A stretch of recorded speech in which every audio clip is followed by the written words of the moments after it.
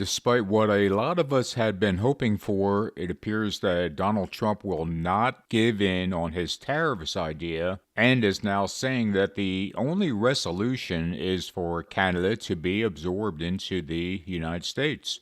And the sad news is that it might be just how this all ends up, because the United States is just so exponentially more powerful in every single way than Canada is, and our economy could literally drive Canada's into the ground. And that seems to be exactly what someone like Donald Trump would be willing to do.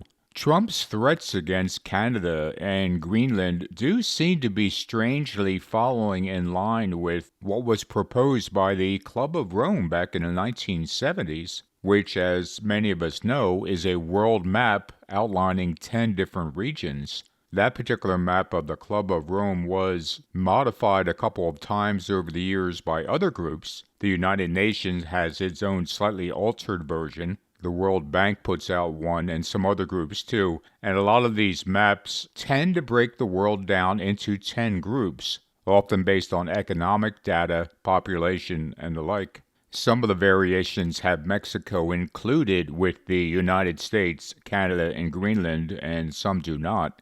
But when we look at these possibilities, especially in light of Trump's recent threats on the Panama Canal, it's easy to visualize that he perceives the United States as being a vast kingdom from the Panama Canal all the way north through Canada and including Greenland. What makes all of this interesting, of course, is that the Bible speaks of 10 horns in the last days that give their power to the beast, and that may or may not be something like these 10 different groupings spread throughout the world. But there seems to be a bit of symbolism involved also with the Bible's description of the King of the North, which is in Daniel, because it does appear that Donald Trump is pushing the world to adopt different alliances than we've had for many decades now. And one of those alliances is the North American continent.